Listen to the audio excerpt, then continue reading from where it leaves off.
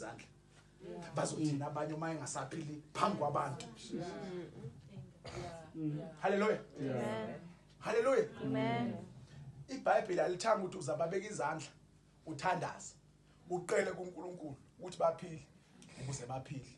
Lithe uzababeka izandla baphile. Amen. Okay.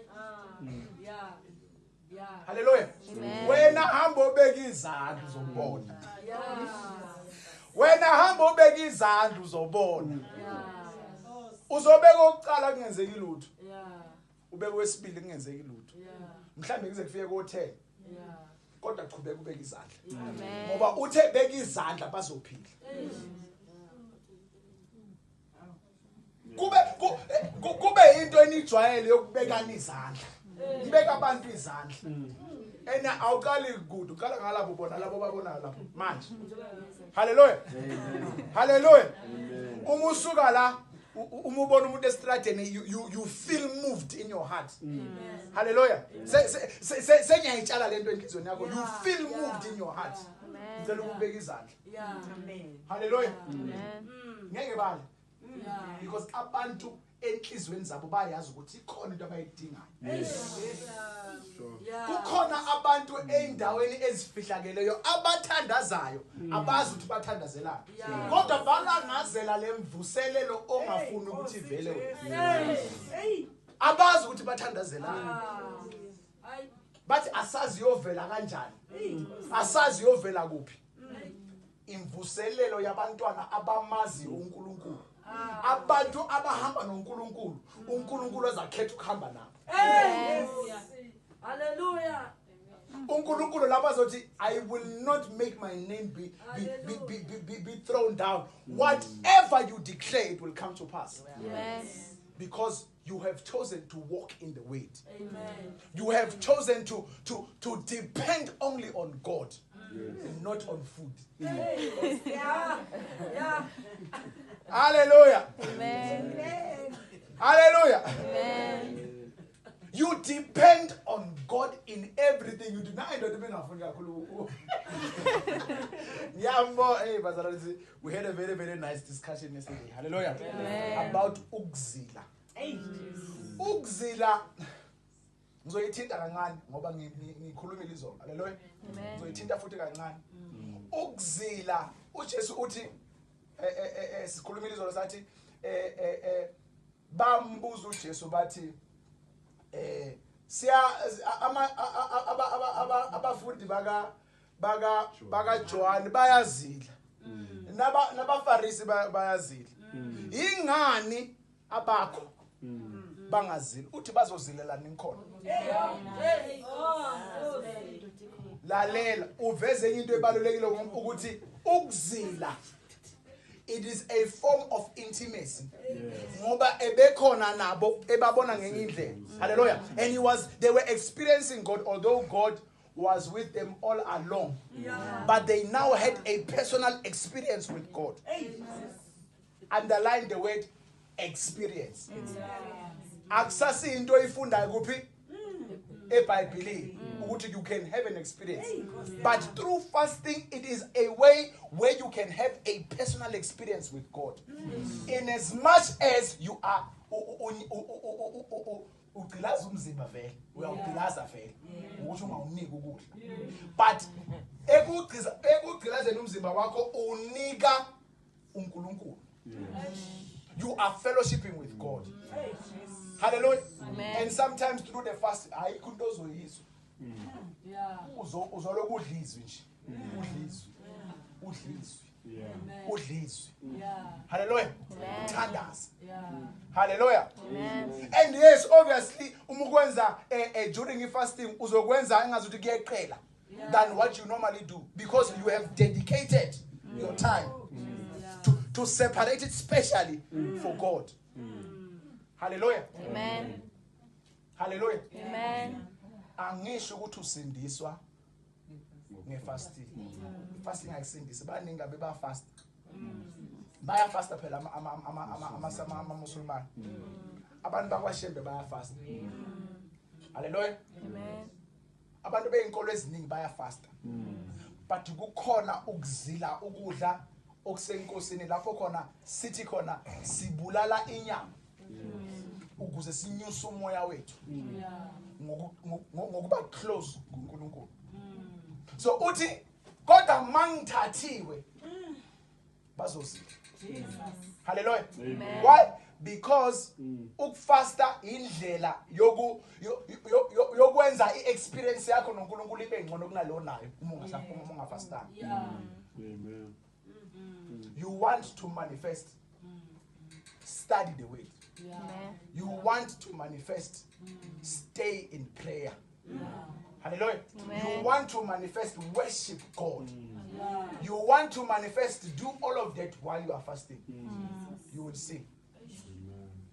Hallelujah. Amen. Hallelujah. Amen. Uyazi why singayifuni fasting kahle? Tshela iqiniso mina. Salithola ivangeli elalisebenzisa kakhulu. Uma ngabe ufuna uNkulunkulu ayenze something.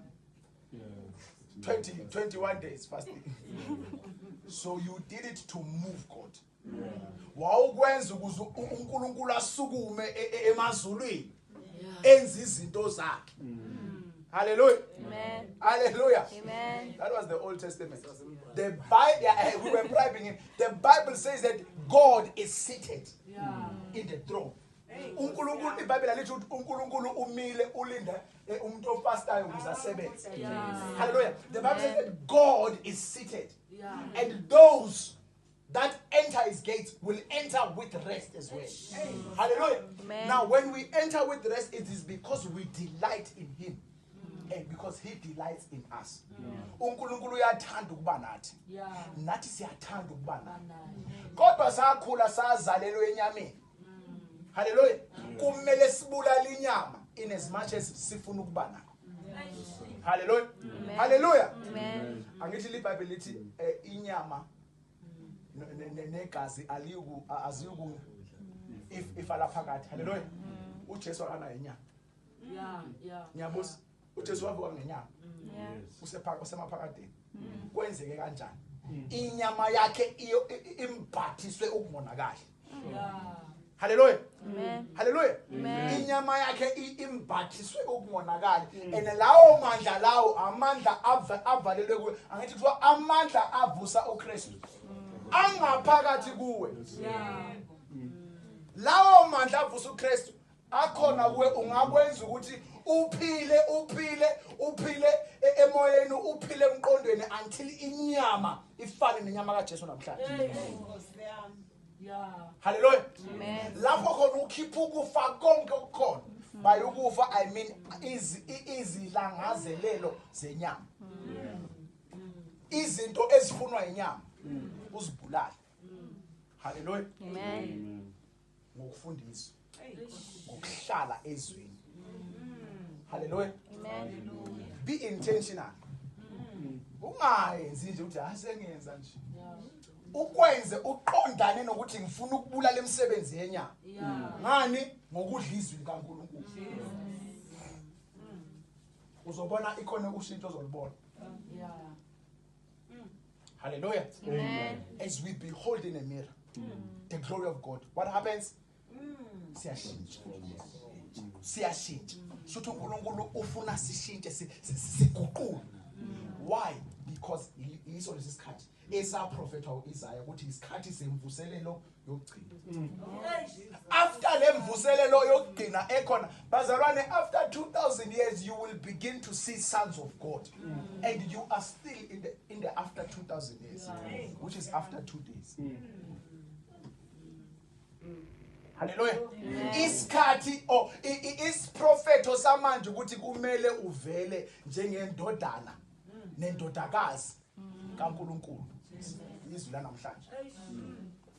Yeah. Yeah. We are living in the end time revival. Lapho khona singazohlala nje phansi sithi hawo hayi uNkulunkulu uthandile ukuthi abantu bafe. uNkulunkulu akathandi ukuthi abantu bafe. uNkulunkulu ufuna abantu baphile. Yeah.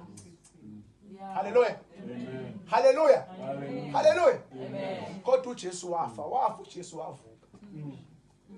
Yeah. Bambone ekhuphuka. Hallelujah. bafa bonke esibaze bekholwa kakhulu kuhle bafa bazovuswa.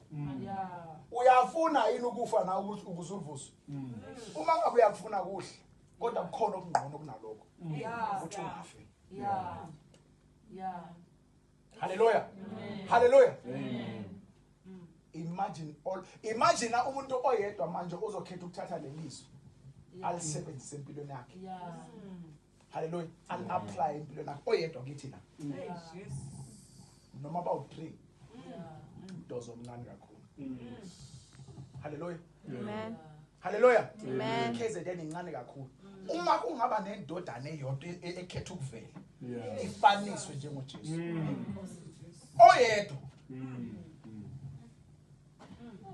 isikhathi. Yeah. Isikhathi la khona sizodependa kuNkulunkulu more than we did yesterday. Hallelujah. Amen. Hallelujah. Amen. Hallelujah. Amen. Kubalulekile bazalwane ukubona ukuthi uNkulunkulu usifuna ngabe manje kahlehle uma sesibheka eincwadini kahlehle manje. Yes. Hallelujah. Amen. Kahlehle manje. Kumele ngabe sesiyavela because it's after 2 days. Sure. Kumele ngabe sesiyavela. After 2 days sekaqalile. It's Yeah. 2026. Sekaqalile after 2 days. Awukaveli wena. Kuyothi sekufika u3rd day uJesu seyibuya. Bazalwane angisho ukuthi uyobuya ngomnyaka 3000. Angazi uyobuya nini. Yeah. Kodwa according to the scriptures angithi phela uJesu weza ngendlela yemibhalo. Yes. Hallelujah. And according to imibhalo nangendlela afa wavuka ngayo ukubuya kwakhe kuyoba ngaleyo ndlela. The same way he ascended is the same way he will descend.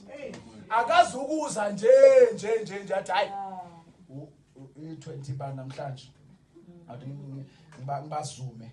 Yeah. Kuzoba nokuzumeka ukuthi ilanga silazi. Yeah. Kodwa abantwana abalindile abafundayo izwi bazokutshela ukuthi manje inkathi sesisondele manje. Matthew 24. Yeah. Asifunde Matthew 24 ngikubonisa.